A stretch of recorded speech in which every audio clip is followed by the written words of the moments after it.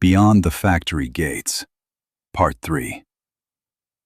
He explained that I had not been admitted to the monastery by accident. The Lama had recognized me as a tulku, a reincarnated master, back when I was still lying in the shed. My previous incarnation, he claimed, had been called Dorje of the Pass. If his story was to be believed, I had died 40 years before my present birth, while crossing the Himalayas on pilgrimage to a remote monastery with a group of disciples, Tenzin among them. I had died there on the mountain pass. Before dying, I had supposedly predicted the exact date and place of my rebirth, promised to return to Tibet, and torn a thread from my kashaya for the monks to preserve. I was meant to recognize my own possession among several others, and thereby confirm my status, together with the remaining signs. The revelation left me terribly embarrassed. Nothing in the story touched my soul, or stirred even the faintest memory or image. A Tibetan monk who had died half a century before I was born did not become any closer, dearer, or more understandable to me. As for the thread, I tactfully kept quiet about the real reason I had chosen it. I wondered what they would have declared me to be if I had selected the clump of dried grass on the scrap of newspaper instead. More than that, I found the very idea of reincarnation difficult to accept. The hypothetical existence of an eternal soul felt far more natural to me. Buddhists, however, acknowledged neither a soul nor a permanent personality, nor even this world as something lasting. They regarded all of them as illusory, transient, and insignificant, merely the inevitable symptoms of the illness afflicting every one of us, the endless succession of deaths and births known as samsara. They valued human incarnation only because, once born as a human being, you possessed a thinking consciousness. That gave you the chance to learn, to absorb the experience and knowledge of the masters, and, when the critical moment came, not to panic, lose your way, or be swept into another turn of rebirth, but to seize the chance to break free and attain your true, whole, natural state, the blissful emptiness of a Buddha. That, in essence, was the purpose of their lives, to prepare for death from the moment of birth. Tibetans viewed death differently from us. To them, it was a regularly recurring, unpleasant, but immensely important procedure, the final examination in which they could put into practice everything they had studied throughout life. Study diligently, and you would pass with ease, and receive, as you young people say, a level up. Study carelessly, and you would fail, and have to begin all over again. When they sensed death approaching, they did not sink into grief or despair. On the contrary, they awaited it with restrained joy, hope, and nervous anticipation, like a serious job interview. After rejecting their last attachments and giving away all their belongings, they made certain that no one stood at their deathbed whose love and pity, or, conversely, accusations and resentment, might confuse them, unsettle them, or interfere with them in their most vulnerable state, the state of dying. Ideally, a teacher or master remained nearby, calmly, confidently, and without sentiment, walking the sorrowful and terrifying paths beside the dead, shaking them awake at the necessary moment, dragging them by the collar away from danger, and finally waving them onward with a blessing. As I gradually absorbed Master Tenzin's teaching, I began to understand the meaning of the crude, vulgar words once spoken by that ancient mystic. Our personalities, actions, thoughts, ambitions, and goals meant nothing. They were merely side effects of our narrow conceptual minds, constrained by the body. The body, in turn, was only a product of samsara, the chief enemy of the Buddha within us. We rely on ourselves so blindly and fiercely, struggle so desperately to preserve and hold on to ourselves. We surround ourselves with objects, people, relationships, habits, and rituals, as though we intended to live forever. Yet every one of us knows from childhood that in less than a century, nothing will remain of us. A century? We change every day, and the world changes around us. Think of yourself 10 years ago, or 20. A complete stranger, connected to you by little more than memory. Grasping at that final straw, we invent an immortal soul that will carry this tiny fragment of memory, our personality, into some other life. But imagine that after surgery or an accident, you lose your memory completely. Your personality disappears with it, leaving only a faint karmic trace in the form of vague tendencies and attractions. Now imagine that you find yourself in an entirely unfamiliar environment, among the inhabitants of a tropical island, for example. What would remain of your former personality if your memory never returned? A little time would pass, and an entirely different person would be living inside your body, acquiring new habits, tastes, possessions, friends, and enemies. And according to the Buddhists, even if you remained sound of mind and memory for your entire life, that memory would not survive the body by very long, 50 days at the absolute most.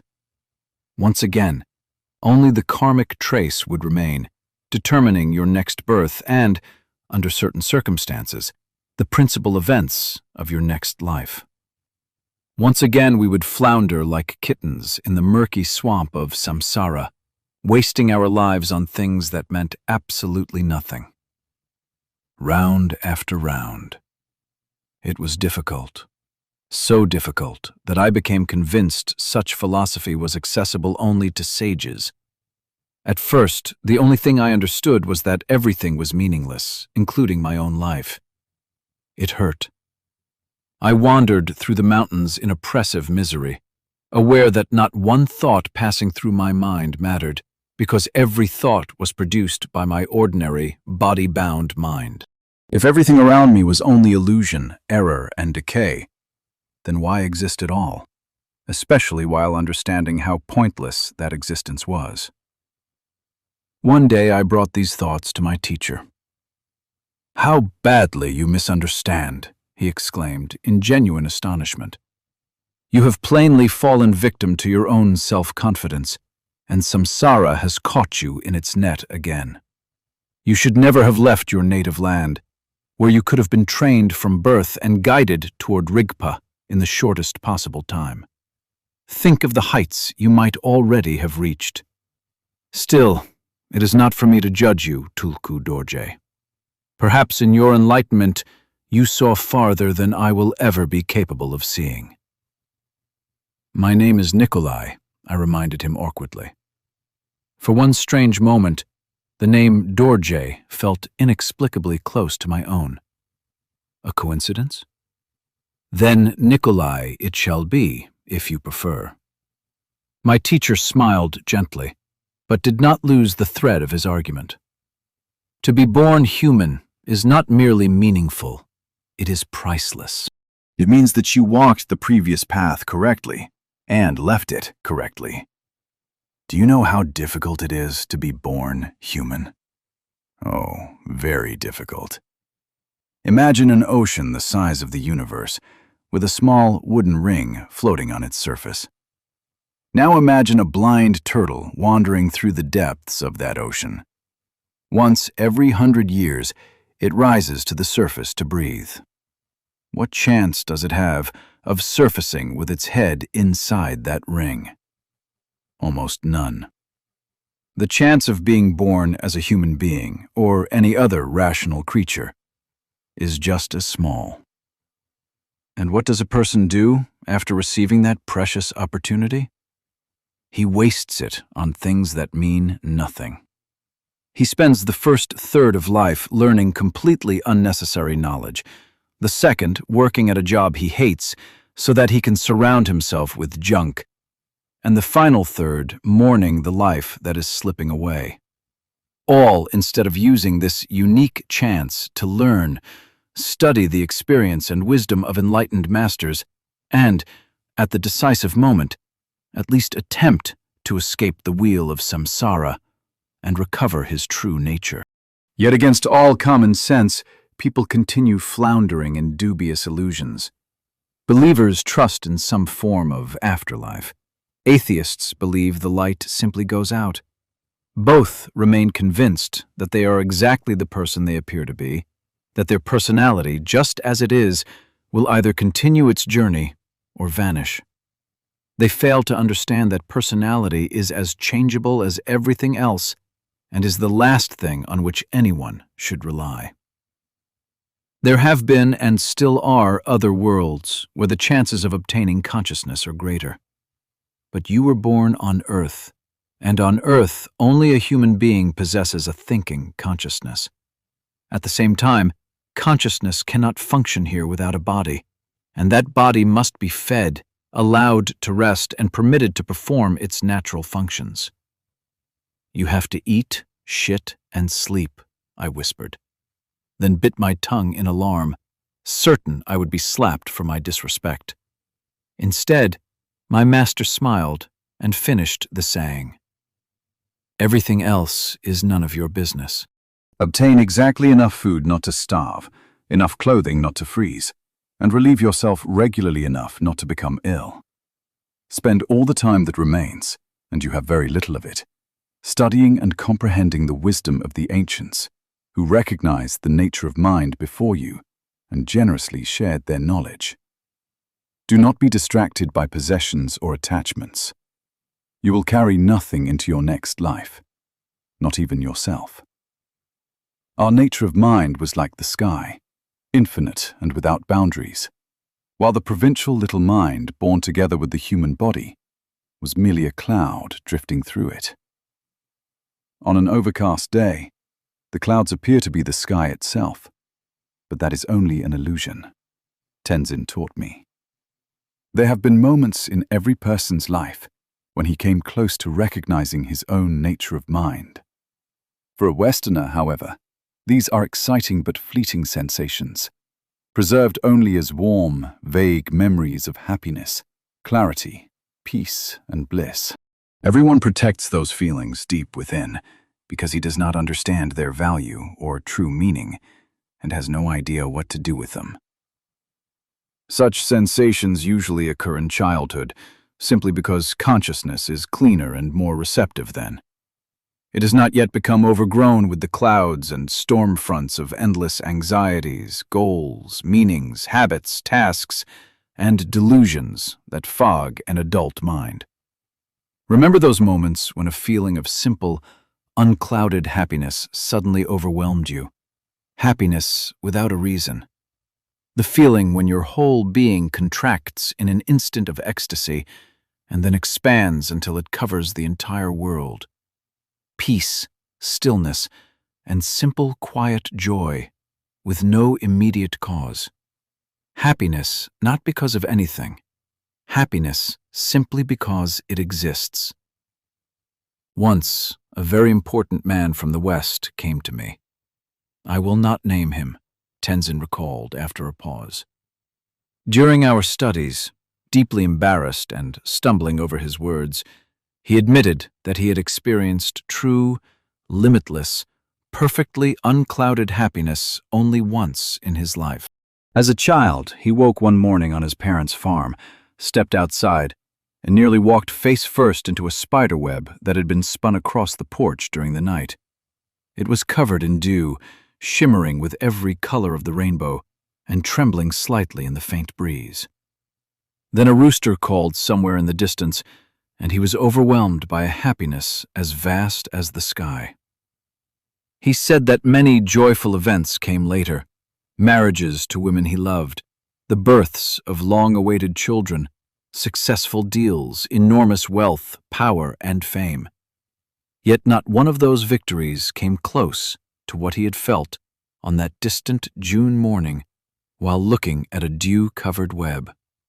He was easy to teach because, despite the full extent of his worldly afflictions, he preserved within himself the boy who had briefly touched his own nature of mind.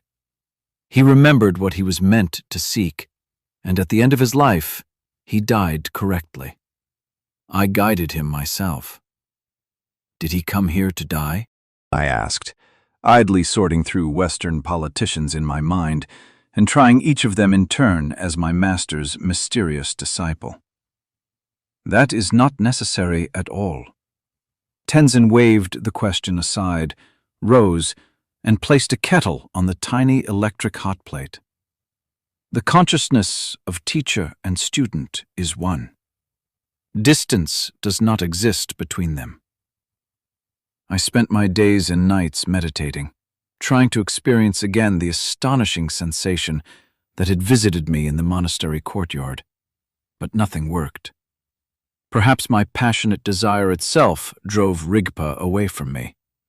I could not reach the contemplative stillness I needed, the complete absence of desire and striving. Had I been an ordinary student, I might have accepted failure more easily. But everyone in the monastery now addressed me as Tulku Nikolai, and the title burdened me with an unbearable responsibility. I felt like a stupid boy repeating a year at school, while everyone fussed over him only because his father had once graduated from the same school with a gold medal. I began losing my temper. I became quarrelsome and irritable. The monks, who guarded the emotional atmosphere of the monastery with great care, began avoiding me. My lessons with Tenzin stopped producing results as well. The master grew disappointed and increasingly spoke of sending me into the mountains for several months. He intended to do so as soon as one of the caves became available. Darkness and silence are our best friends, he tried to persuade me. You will spend approximately a week in complete darkness. After that, believe me, your mind will clear and become light itself. Do not be afraid. I will watch over you. I snorted inwardly at the thought of becoming a cave dweller and went down to the central hall, where a group of elderly monks sat around a young man curled on a mat. One of them was carefully packing butter into his nostrils. By then I already understood the practice. The young man lying curled on his right side was a Delok, a practitioner supposedly capable of dying for several days and then returning to life. He had been brought from a remote monastery for an examination, so that he could demonstrate his abilities in the presence of independent experts. He had already spent several days at the monastery without food or water, immersed entirely in meditation. The previous evening, he had still been snorting and puffing as he balanced the winds. Since morning, he had not moved. I knew he would remain on the floor of the cold, drafty hall, while the monks came from time to inspect the butter. Do you seriously believe that blocking his nose proves anything? I asked a passing monk. He still has a mouth, doesn't he? The monk looked at me as though I were an idiot. The butter is not there to test his breathing, he explained. It tests his warmth. If it melts, then he is not dead, only in a meditation so deep that it can sometimes be impossible to distinguish from death. The monk gave me an embarrassed glance that once again made me feel like a backward student, then continued on his way. I went outside and stared at the sky. That day it was perfectly clear and blue, without a single cloud. According to the Tibetans, that was what all of us truly were, either deep inside or far beyond ourselves. Pure streams of consciousness, open as the sky.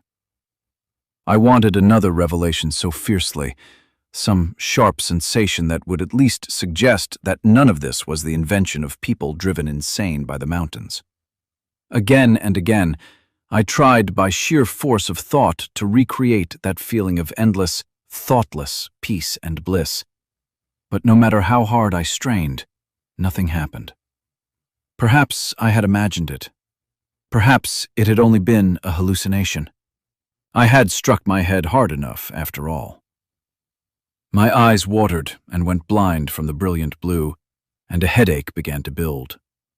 Giving up, I lowered my gaze from the sky to the plateau and blinked in alarm, certain for a moment that the monastery and all its experiments had failed to notice a Chinese patrol.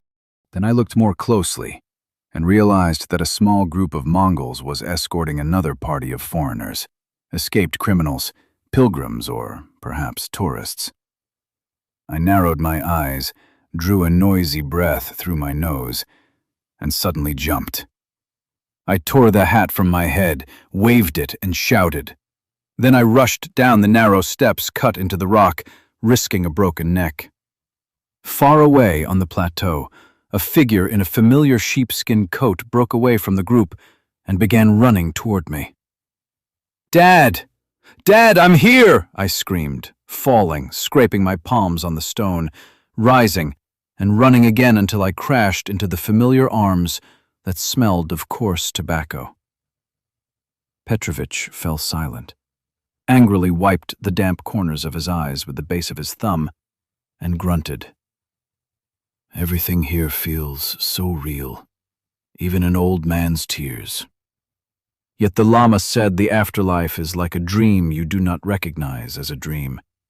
You accept it at face value as objective reality until you wake up."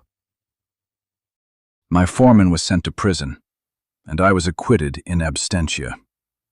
They probably decided it would look better for the reputation of the Soviet Union. No one was particularly eager to search for me, but they allowed my father to do it and gave him instructions. If you find him, say he lost his mind for a while, got lost, wandered off, joined some nomads, young and foolish. As I prepared to say goodbye to Tenzin, I felt horribly awkward. I felt like a schoolgirl going on a date with an admirer she did not like. I was certain he would reproach me, reason with me, beg me to stay, and inwardly I braced myself for a fight. I was still overflowing with the joy of seeing my father, whom Bato's mother was feeding dinner at that very moment. I remembered his strong embrace, smelling of tobacco and sheepskin, the bristly cheek scraping my forehead, the calloused hands gripping my face, the exhausted eyes. If Tenzin said again that all this was empty, meaningless rubbish created by the schemes of samsara, I swear I would spit in his face. Tenzin was keeping watch beside the young Dalok. It was already the third day. The boy's cheeks had sagged, his eyes had sunk, and dew covered his clean-shaven head. Only his nostrils looked full and alive, because the butter inside them had still not melted. I hesitated. My fighting spirit vanished at once, and I mumbled with a stammer, hiding my eyes. "I came to say goodbye." The old master rose, approached me, and smiled kindly with his eyes alone. "Have a safe journey, Tulku Nikolai," he said, making no attempt to stop me. "Try to spend this life on the right things. No sane person begins a complete renovation of a hotel room when he is only passing through for a few days, does he? In Tibet, the body is called Lu, that which is left behind. He was comparing my body to a hotel room. I nodded, unwilling to begin an argument. He patted my shoulder and returned to the Dalok. Instead of relief, I suddenly felt resentment and jealousy. It seemed my teacher had finally realized that he had wasted his time on a stupid repeat student, and had quickly transferred his attention to a more promising pupil. Even though, "I think he has died," I said, suddenly filled with burning spite. "Oh yes," Tenzin replied absently, without even looking at me. "As have we all." Petrovich fell silent. A long pause followed. The plant workers stared at the electrician with frightened eyes and pale faces, waiting for some conclusion, something simple and logical that would immediately put the whole wild mess they had witnessed into order, after which they could breathe out and return to practical matters. Collecting written statements, for example, Dmitri thought with a shiver. If the inspectors arrive, and all he has are blank sheets. He shook his head. What kind of nonsense was creeping into it? The whole world was coming apart at the seams, and he was still thinking about incident reports? He glanced automatically at his watch. It showed sometime after 2 in the morning. He did not know whether it could be trusted under the circumstances, or whether the circumstances themselves could be trusted. Then he asked nervously, "So, what is the point of all that?" I didn't understand anything either. Marina swept the room with an exaggeratedly mocking look and twisted her mouth into a crooked smile, though she failed to hide the fear beneath the performance. Except that Petrovich has already written us off as dead. Don't say that, Alina sobbed. By the end of the story, she had recovered a little. Nikolai Petrovich didn't mean that at all. Petrovich hesitated and lifted his shoulders guiltily. That is exactly what I'm saying, Marina continued, pulling faces. The old man has finally lost it. If he has already buried us, then explain why none of us saw a light at the end of a tunnel, our own lifeless bodies, or dead relatives waiting to greet us. I don't know how it works for Buddhists, but for us Christians, it is much the same for Buddhists, the electrician answered wearily. The difference is that instead of relatives, they see the Buddhas and teachers they revere, because those figures are closer to them than their own parents. The tunnel is simply the stream of consciousness leaving the body through the energy channels. As for the lifeless body, there you are, Alina exclaimed, refusing to hear any more about lifeless bodies. No relatives, no Buddhas, no teachers, no tunnel. That means we're alive. Stop squealing for a moment, Pavel interrupted her. I don't like this theory either, but at least it explains some of what is happening. No people, no communication, nothing beyond the factory gates. Time seems to have stopped, and the space that remains has defects. What defects? Marina asked suspiciously. Pavel met Dmitri's eyes. Dmitri gave the slightest shrug, leaving it to him to decide whether the women needed to be frightened even more. I'm not certain yet, but... Then find another explanation until you are, Alina shrieked, sitting upright. I would sooner believe in a black hole or teleportation to Jupiter. Either of those would explain our situation more logically. Petrovich said, first of all, Alina insisted. There was not one word in Nikolai Petrovich's story about his ever having a near-death experience. Not in the monastery and not anywhere else. So he knows no more than we do about what it is supposed to be like. Everything that seemed familiar to him may simply be an association with Buddhist beliefs he heard more than 50 years ago. Exactly, Marina agreed. Who knows what looked familiar to him out there beyond the gates? At his age, he may have forgotten half of what he saw in those monasteries. Forgive me, Nikolai Petrovich, but these really may be no more than your fantasies. Under the critical circumstances we are in, blindly trusting them could prove fatal. I am absolutely convinced that we are not dead. Dmitri suddenly raised one hand to silence her and stood, pointing toward the door. Everyone looked in the same direction, confused, and soon distinguished a new sound. It had begun somewhere below and was rapidly approaching. A choking, hysterical scream, accompanied by pounding footsteps. The lobby, the stairs. In a few seconds it would reach the corridor. It has begun, Petrovich whispered, rising as well. Whatever appears, do not believe it. There is nothing here. Nothing can harm us. It can only frighten and confuse us. Maybe it will keep going upstairs, Marina suggested hopefully, then curled into herself when she realized the screaming and crashing had already reached their floor. Alina turned white as chalk. Staring at the open doorway, she sobbed, "Close it! Quickly! Let it pass us by!" Pavel took an uncertain step toward the door, but he did not reach it in time. Something dark, heavy, shapeless, and screaming rushed past along the corridor. The workers involuntarily joined its scream, scattering around the cramped office in panic and searching for cover. Then everything fell silent. A moment later, Pavel gave a nervous laugh. "Oh, for God's sake, it's only Klikov.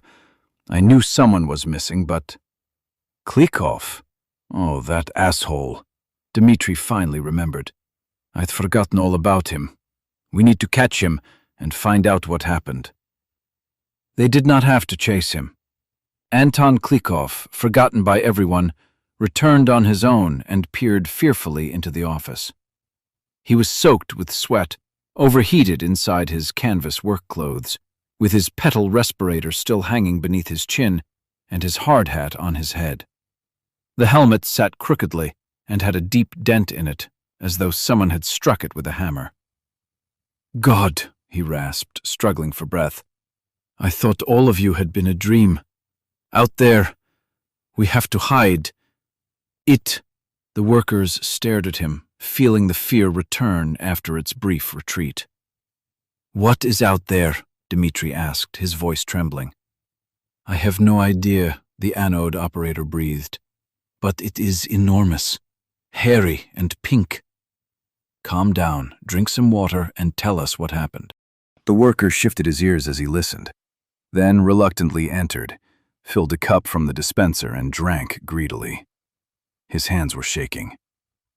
"He needs something stronger than water. Valerian, maybe," Pavel muttered. "Alina, where is the first aid kit?"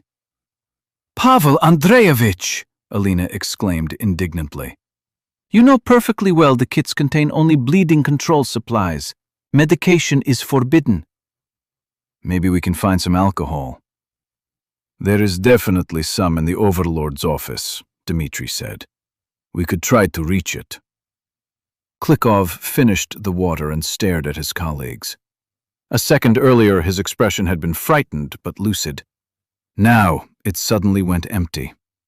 His mouth sagged open stupidly, and then he began shaking his head and speaking in a rapid stream while glancing around like a hunted animal.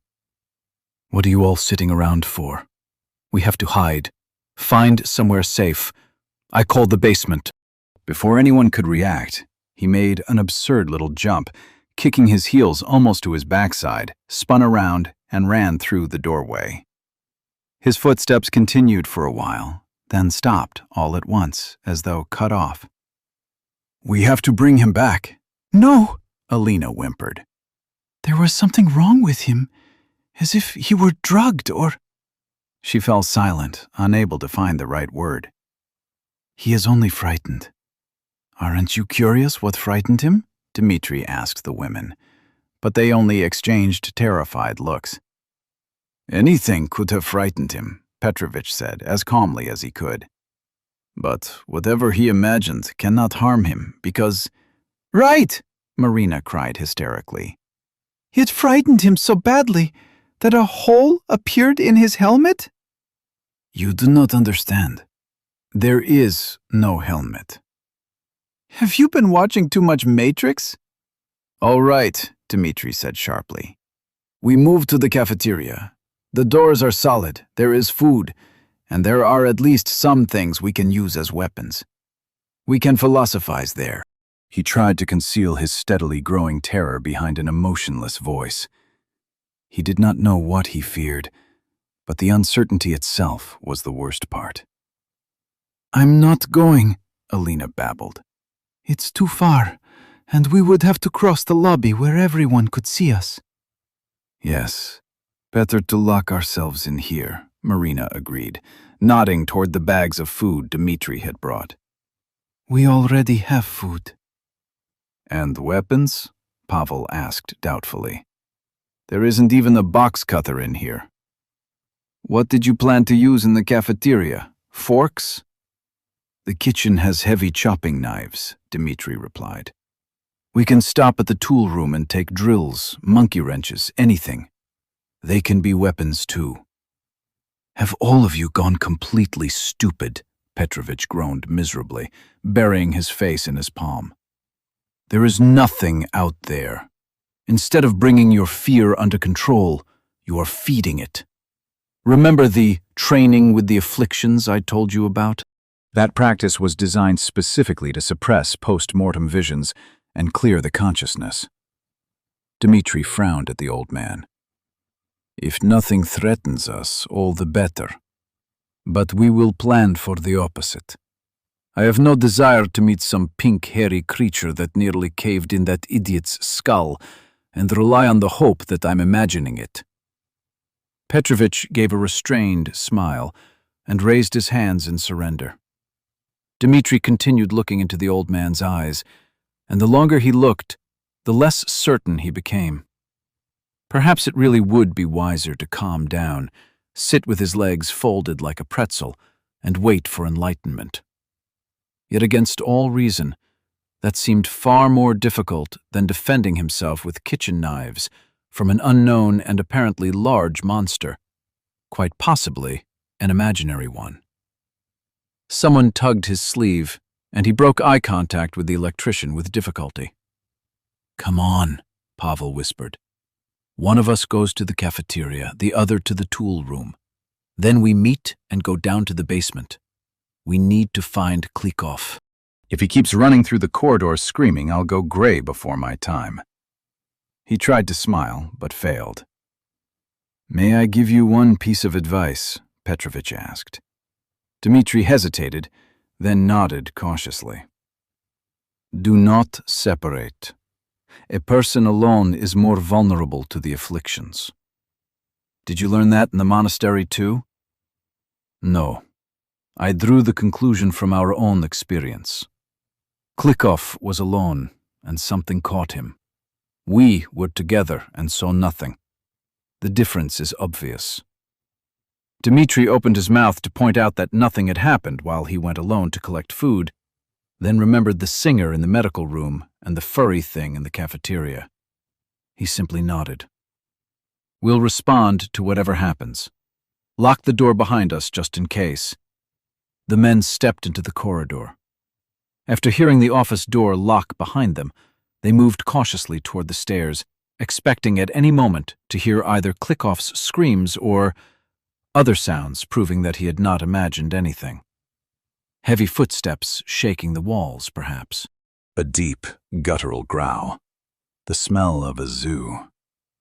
Dmitri recalled the description of the creature, enormous, pink, and hairy. It sounded almost indecent. He tried to match that image to what he had seen in the cafeteria, but the pieces did not fit. His creature had been large but not enormous, furry rather than hairy, and gray instead of pink. They descended to the lobby and stared at the hopelessly dark windows. For a while they stood there, looking and listening, then exchanged silent gestures and separated. Pavel disappeared into the dark passage leading toward the shop floor and the tool rooms. Dmitri headed for the cafeteria, ready to run at the slightest sign of danger. Alina's words suddenly returned to him.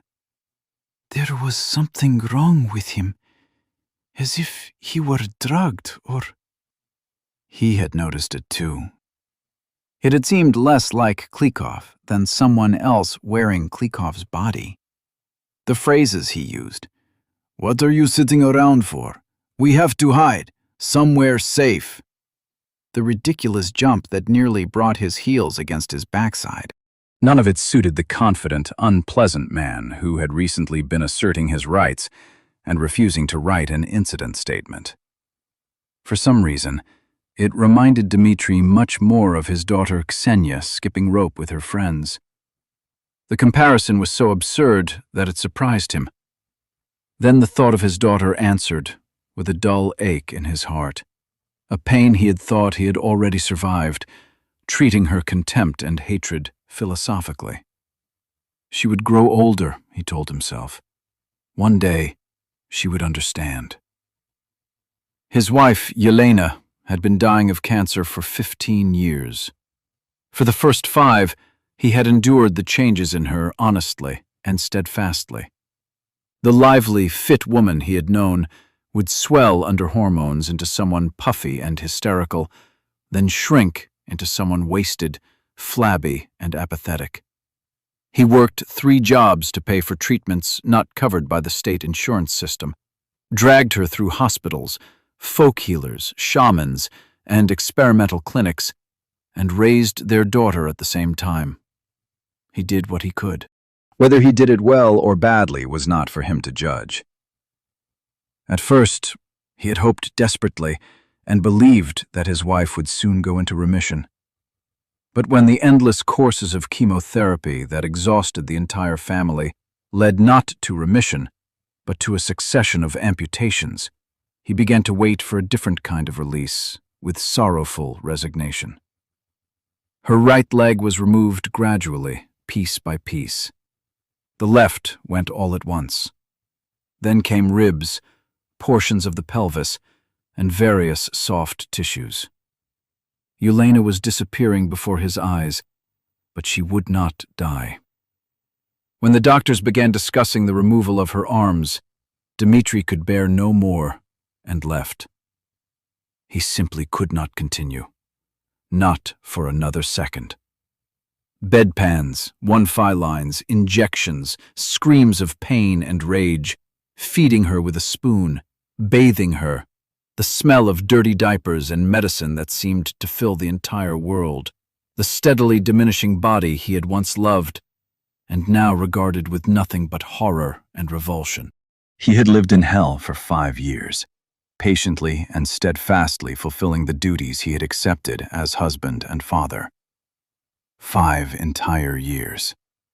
Yet she had still refused to finally die, clinging to life with an inhuman, animal grip until he began to feel she was doing it simply to spite him. 5 entire years. But the moment he threw some underwear, several pairs of socks, and a razor into a backpack, all those years lost their value in the eyes of his wife and daughter. It was as though the 5 years had never happened, and he had surrendered immediately. For another 5 years, he lived separately and drove from job to job across the region, waiting for it all to end so that he and his daughter could finally become a family again. He did not drink, sleep around, or enjoy himself. He only worked and continued sending them all his money except the exact amount he needed to avoid starving. But Yelena did not die, and Ksenia did not forgive him, even after he offered to place her mother in the best hospice or hire a professional caregiver. He taught her for years. 3 years earlier, he had gone to visit them, but she had refused to open the door. Then she stopped answering his calls. His only connection was his mother-in-law, who reported in a few dry sentences that Ksenia was fine, working, caring for Yelena. The 2 women had adjusted and learned to support each other. No, Ksenia had not married. And Yelena? Yelena had lost 1 arm, but the doctors had managed to save the other for now. The cancer had not retreated, but it had become less aggressive. No one could offer a prognosis. Perhaps a year, perhaps 10. Thank you for asking. He burned with shame after those conversations, yet knew with absolute certainty that, given a second chance, he would do exactly the same thing. He simply could not endure that nightmare any longer. And could Ksenia endure it? An accusing voice whispered inside him. She had only just turned 17. She had barely finished school. She should have been continuing her education, going dancing, dreaming about boys. It was easier for her. Yelena was her mother, her own flesh and blood, not merely, well, a wife. He answered inwardly, stumbling over the thought even as he understood the truth. No, it was not easier. He stopped, realizing that he should have reached the cafeteria long ago, yet for some reason he was still standing in the center of the lobby. At that instant, the walls slid apart and the ceiling soared so high that for a moment he felt like an ant in the middle of a ballroom. Something touched his leg. He screamed and flailed his arms, then looked down and crouched, stroking the animal's soft, mottled fur. "Busya, where did you come from? Are you hiding too?" With a grunt, he bent and lifted the rabbit into his arms. She was unbelievably heavy. "We have to find somewhere safe." A single thought pulsed in time with his heart. He adjusted Busya so that her hind legs hung freely. He knew perfectly well what harmless-looking rabbit feet could do.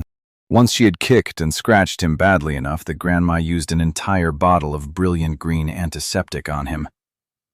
Stretching his neck to see over the rabbit's ears, he moved forward carefully, trying not to trip on the rubbish covering the dirt floor.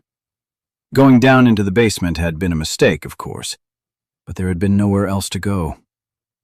A door slammed somewhere behind and above him, and Dmitri wet himself.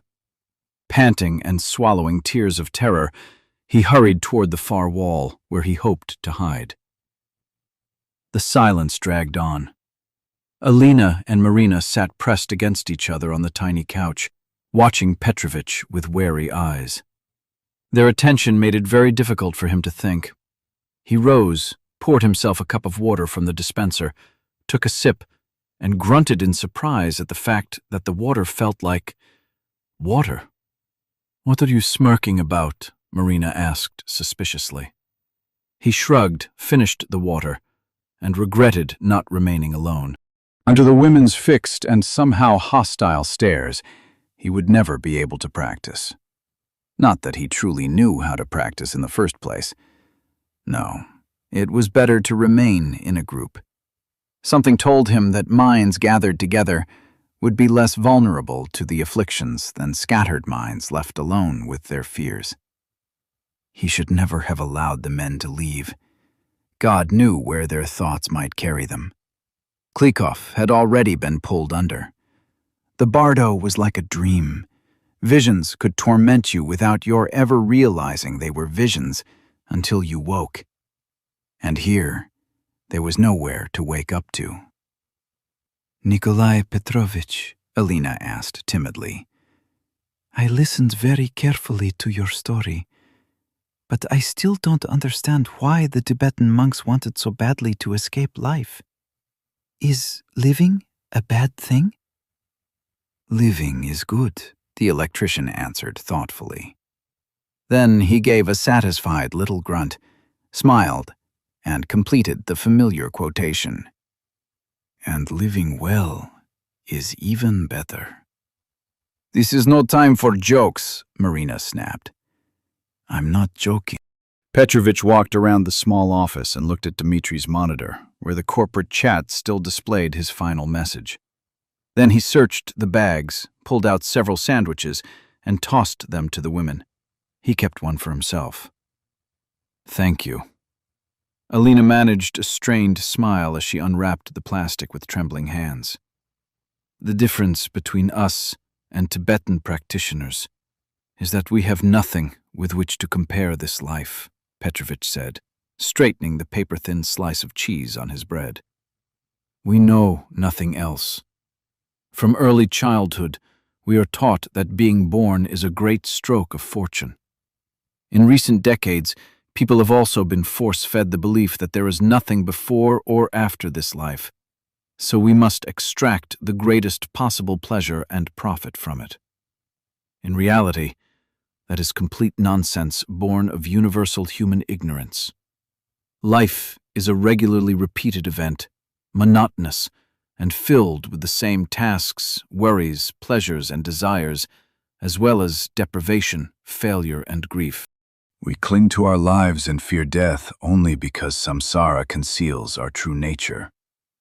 We have no idea what we truly are, or what we are deprived of while floundering in the eternal wheel of deaths and births, unable even to use our previous experience in the next life, beginning from zero every time. Empty existence in different forms and minds. It is pure hell. "And what is our true nature?" Marina asked skeptically. You described it as some kind of emptiness, like the sky. I would rather be a human being than an empty space. You misunderstand the word. By emptiness, Buddhists do not mean mere absence. They mean pure awareness of everything exactly as it truly is, not interpreted and processed by limited earthly minds, but whole, genuine, and true. It is such a different level of consciousness that we cannot even imagine it without long, painstaking preparation. It would be like transforming a bedbug into a human being in a single instant and giving it a human mind. Many lives must be spent in bodily and spiritual practice to attain rigpa, the nature of mind. And even after reaching it once, you cannot stop. You must continually stabilize and train that pure, unclouded state until the process becomes your bad habit. Only then, perhaps, can you slip free of samsara and finally become yourself. How are you supposed to do that if you remember nothing of your previous lives? Marina exclaimed. You spend your whole life sitting in the lotus position, barely manage to learn something, and then bang, an aneurysm. A new life, and maybe you never even hear of Buddhists or samsara. Worse still, you were born as some rat, and then you are completely screwed. You are right. That is samsara. No matter what heights you reach, the next life resets you. That is why Buddhists regard the succession of rebirths as the greatest suffering imaginable. Yet in Tibet, India, and several other countries, there are still great practitioners who attained enlightenment and voluntarily return to this life to help others. They keep their knowledge secret from the general public, not out of greed, but from fear that dishonest charlatans will turn their mastery into spectacle and empty popular entertainment. They select their students very carefully and— But how do they remember their own mastery? Alina asked. Are they born knowing it? No, Alina. They are not born knowing it. Petrovich smiled. They remember it gradually as they grow, with the proper education and training. In Tibet, when a great master dies, he often knows in advance where and when he will be born again. Sometimes he even knows the names of his future parents. He gives that information to those closest to him, and when the appointed time comes, they are already waiting. They take him into training immediately so that his mind can be returned to Rigpa as quickly as possible. My teacher, Tenzin, he remembered all his former lives and personalities. With each birth, he only increased his knowledge and mastery. And he was never reborn as a rat? Marina asked sweetly. What about his story of the turtle and the wooden ring? For an ordinary person, being reborn human is terribly difficult. For experienced practitioners, it is easy. Remember Powa? It is a direct path to a favorable rebirth where the journey toward enlightenment can continue, either in the Pure Lands or in the world of humans or demigods. Tenzin used to say— Petrovich stopped abruptly. He blinked rapidly, staring into empty space, while one hand began searching over his chest. Nikolai Petrovich, Alina jumped up. What is it, your heart? What? The old man answered distractedly. No, He rose and spoke with sudden determination. I need to be alone. I think I have an idea. He looked at the women. Stay here and do not be afraid. Remember, whatever you see cannot harm you. Watch each other. If one of you begins behaving strangely, do everything you can to shake her awake. Where are you going? I need to meet my teacher. He is here? I very much hope so. Pavel threw open the tool room doors and reached for the switch, then realized that it was already light. Beyond a birch grove stood a heavy storm cloud with smoky white edges, threatening to burst into rain at any moment. Because it had not yet covered the sun, it appeared almost black against the blue sky. For a moment, he admired it. Then he remembered why he was there and hurriedly searched the shelves for tools that could be used without electricity. He found 2 rotary hammers and a small angle grinder, but reluctantly put them aside because he had no idea how to use them. Then he sniffed with delight when he discovered a toy rifle farther back on a shelf, one that fired plastic pellets. Perfect. Now he could defend himself. Armed with the rifle, he left the tool room and looked at the neglected buildings rising above him, where he would have to search for a safe hiding place. His enthusiasm quickly disappeared. Everything inside him rebelled against going there. He wanted to turn around and run across the field. Somewhere beyond it, not very far away if he kept running, was his home. Fresh bread rolls, tea brewed with black currant leaves, and Grandma. But the monster was waiting for him there, and plastic pellets would not stop it. Hoping weakly that the creature had gone, he took several steps into the thick vegetation. The grass ahead immediately trembled and rolled in waves. Between the stalks, he saw the familiar, repulsive outline of the monster. His heart dropped. He hurried back and headed toward the sheds. Thunder sounded overhead. He raised his face toward the sky, caught his foot, lost his balance, and fell forward. He jerked and found himself in darkness, broken only by a thin strip of murky, pulsing light entering through a door that had not been fully closed. "Damn it," he muttered in confusion as he switched on the light. "I think I fell asleep." Somehow, impossibly, he had managed not only to fall asleep, but to see part of a dream. How he had done that while standing and walking, he could not imagine. Afflictions. Petrovich's word returned to him, and his stomach tightened. What if the old man was right after all? What if... He shook his head, driving away the remains of the absurd dream, and hurriedly searched the shelves for tools that could be used without a power supply.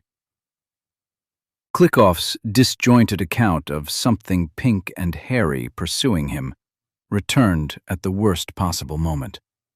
Would they really have to fight that thing? Pavel remembered his own dream, in which a pink creature had waited for him in a field, on a mass of thick legs shaped like jointed sausages. On several of them, he had even seen pale blue patterns resembling faded tattoos. No. No. Pavel shook his head, shuddering less from fear than disgust. It was only a dream, an affliction whose plot may have been influenced by Klickoff's nonsense. Loaded down with several rotary hammers and the angle grinder, he headed toward the cafeteria. The sun was burning hot. He looked again at the storm cloud, wondering when it would finally cover the sun and bring some relief. But there was no wind, and the cloud remained motionless. In such heat, he should have been swimming in the bay, not searching through decaying sheds for a hiding place. At least the buildings would be cooler than the open sun. He noticed Dmitri crouched beside one of the structures and, relieved, began walking faster, lifting his scratched knees high so that he would not trip again. "Hey," he called quietly, not wanting to frighten his colleague as he had before. Dmitri did not respond. He sat on the ground with his head hanging low. Pavel approached, hesitated, and touched his shoulder. "Why are you sitting here?" Dmitri turned and stared at him. "Damn, Pavel, I think I..." The men looked at each other in confusion, then at the empty, dim lobby with its dark windows. "You too?" Pavel asked. "Like you fell asleep? You didn't happen to dream about a field, did you?" "Not exactly." Dmitri gave an awkward smile and ruffled his hair. "Some kind of basement and... rabbits." "Rabbits?" Pavel frowned. "What rabbits?" Why are you asking me? It was just, I don't know, some hallucination. His eyes dropped to Pavel's hands.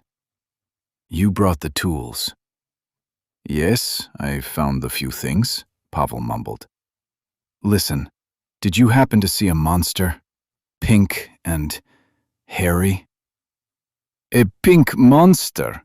Dmitri struggled not to laugh skeptically. No, I didn't. Well, maybe not exactly pink. Pavel tried to find the words, but everything sounded obscene. The monster had been more flesh-colored than pink, and its sparse hair had looked more like pubic growth. Add the sausage-shaped legs and... No, he could not describe it to Dmitri. A malicious smile was already flickering in the man's eyes. Pavel waved one hand and turned away. Forget it. Let's find Klikov. What about the food? Pavel wanted to say that food was the last thing they needed to worry about, but he did not want another argument. We'll all come back for it later.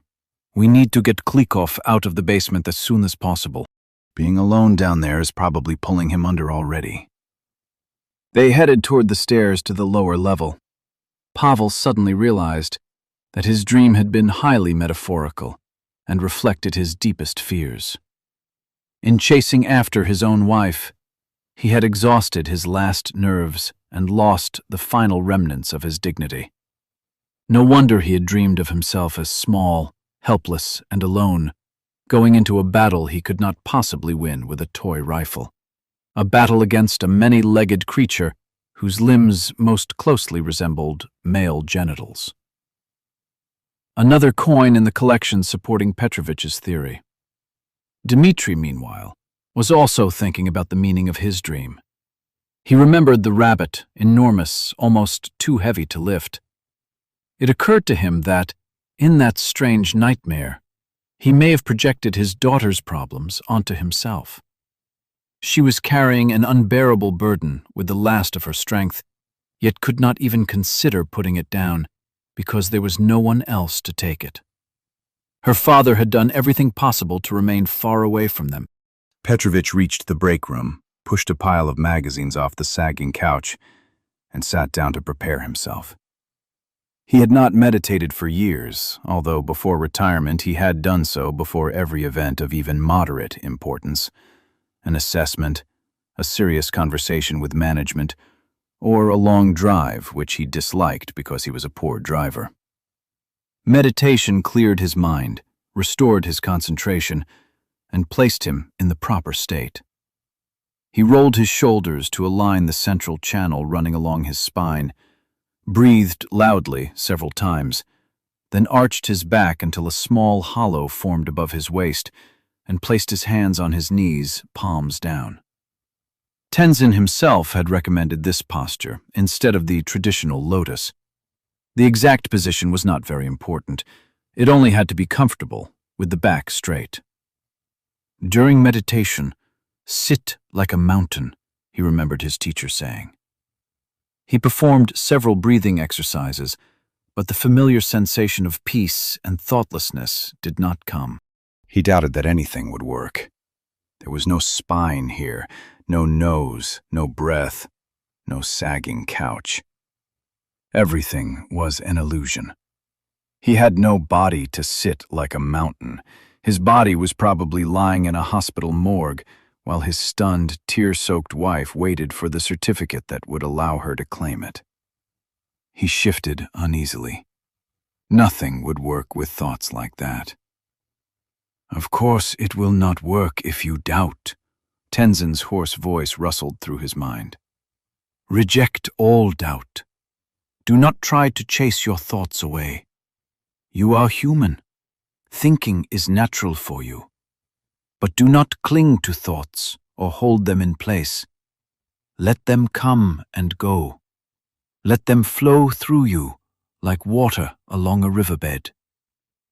Petrovich half closed his eyes, trying to focus on the tip of his nose, and began breathing more deeply. Several minutes later, he felt a wind touch his face, carrying the scent of snow and smoke. In the distance, A monastery bell began to sound. Nikolai reached toward the sounds and smells with his entire being. He smiled dreamily and opened his eyes, ready to see a landscape long forgotten but still precious. Instead, a face covered in graying stubble hovered before him in oppressive, intimate closeness. The breath smelled of onions and tobacco, and a bubbling, hoarse voice pleaded with sickening familiarity. "Why are you being difficult? Come on. Let me kiss those lips."